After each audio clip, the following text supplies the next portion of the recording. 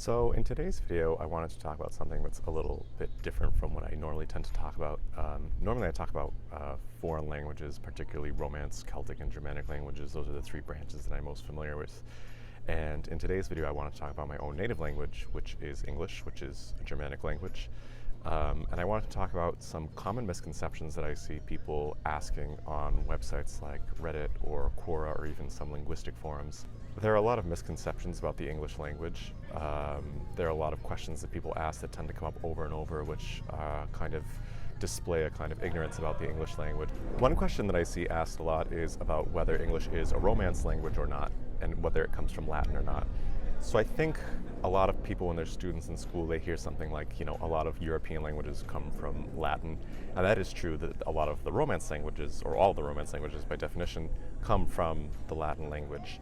But English is not a language that comes from the Latin language. English is a Germanic language, which does not mean that it comes from German, but it means that it comes from the same ancestor as German, Norwegian, Dutch, Danish. Even though the English language has had a large influx of Romantic language vocabulary via usually Norman French from the invasion of William the Conqueror in 1066, and also a lot of words that were borrowed from Latin, these kinds of scholarly words that were incorporated into the English language in the 14, 15, 16, probably even 1700s.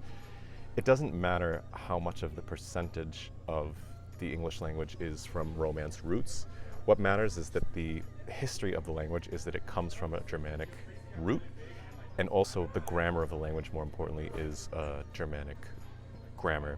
It's impossible to make sentences in the English language without using some kind of Germanic morphology. Even our Romance language words like commence, right? We say I commenced. So that D or T sound ending, that is a morpheme that we get from a Germanic root. We can't take Romance grammar and put it into the English language. So even though we take those words and repurpose them into the English language, they're still operating in a kind of Germanic paradigm. And it should also be noted that even though somewhere around 50% of our vocabulary in English comes from a non-Germanic root, it comes from Latin, Greek, French words, that those words are usually words that are viewed as being elevated words, scholarly words. They're not the words that we generally use in everyday life. It's very easy to construct a sentence in English using only Germanic words. It's a little bit difficult in English to construct sentences that only come from Romance language words. And if you do it, it sounds quite stilted. And even if you do that, it's nearly impossible to create a sentence in English that doesn't contain any German words or any Germanic morphemes. So no matter how much Romance language vocabulary we have in English, English is just never and will never be a Romance language. Another common misconception you hear, and I talked about this a little bit in the last question, was does English come from German? English does not come from German. I think that's a little bit of a problem with the name of these kinds of language groups. English is a Germanic language, which means that it comes from a common ancestor as German. It was a language that was spoken, centuries ago, and that language was spoken in present-day Germany and Denmark, and I think maybe in southern Sweden and Norway. But it's not German. It's a common ancestor from Germanic. And as far as I know, I think there are very few words that actually come directly borrowed from German in the English language. Words like kindergarten, beer garden. There are really not so many words in English that come directly borrowed from the German language. One language question that I get a lot, and I find it very hard, as probably I'm sure a lot of my linguist colleagues do as well, to quantify is English a really hard language to learn? Is English a really easy language to learn? It's kind of hard to say for which people English is going to be hard or easy. Objectively speaking, I do not think that English has the most difficult grammar of some other languages, but on the other hand, I wouldn't say that the grammar of English is particularly extremely easy as far as some other world languages are concerned. There are some languages in the world that have much more regular grammars than English. But again, it's kind of pointless to have these kinds of discussions when you're talking about it from a linguistic level, because what easy or hard is going to differ from person to person.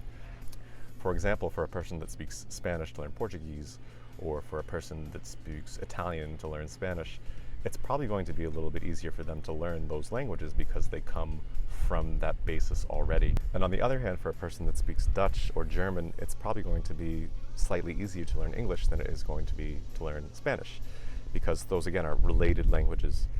Now, I do think you run into a bit of a problem with English, because I do think that for people that speak English, we do learn Spanish or Italian, or probably French as well, a little bit easier than we learn Dutch or German. And I think that that's even though because English is more related to Dutch and German. Those are kind of like two of the more closely related languages to English. The grammars of Dutch and German are a lot more complicated than English. In English, we've had a lot of collapsing of the case systems. We've had a lot of verbs kind of become regular over the years, and we can have a kind of conjecture as to why that happened. Usually the reason why languages change is it's based on the amount of people that speak it and influences from other languages and people that speak languages as a second language. Obviously, English has been spoken over a large area of land on the earth thanks to the British Empire, and when people learn a language as a second language, they tend to make mistakes based on their own primary language. And when enough people make a mistake, or when there's enough kind of questions about what's grammatically correct and what's grammatically incorrect, then these things tend to become simplified over time. The way that I just explained it is itself a simplification of how this process works, but usually isolated populations that don't have influences from other languages tend to change to a slower rate than large populations that have a lot of influences from outside languages. For example, English and Icelandic come from the same Germanic language family, and English is a much more innovative language, and Icelandic is a much more conservative language. Obviously, Iceland is a place that's isolated. There's a somewhat small population as compared to English speakers, so the level to which Icelandic has changed is much smaller than the level to which English has changed if you look at them in the same time periods. Another question that's asked a lot, and I find it a little bit silly, is what's the prettiest language, what's the ugliest language? And English is oftentimes considered to be an ugly language by English-speaking people. I think that there are a few factors going on here, and I don't think that they're related to linguistics so much.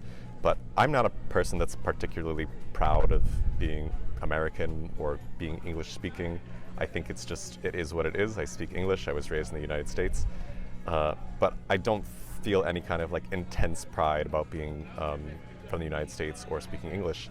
But on the other hand, I don't think that English is objectively an extremely ugly language, because I think that to say that we have to really break down what does ugly mean when you're talking about languages, what does pretty mean when you're talking about languages.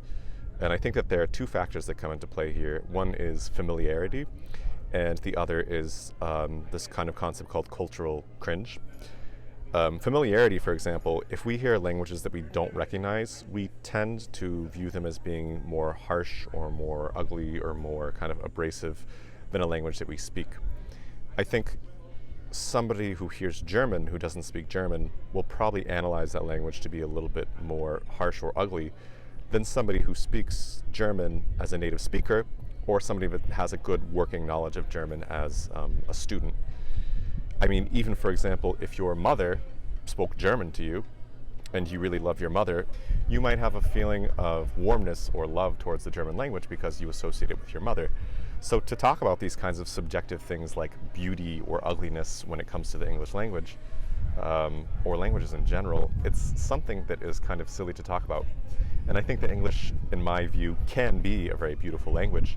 If you look at the sonnets of Shakespeare, or if you look at some, poetry from any age, I think that those things are kind of beautiful to me in the way that they function within the English language. So I think to have these kinds of like distinctions as like German is ugly, Italian is pretty, Russian is ugly, I think that a lot of it has to do with the way we analyze those people, the way that we view those people, and we oftentimes associate languages with our view of those people.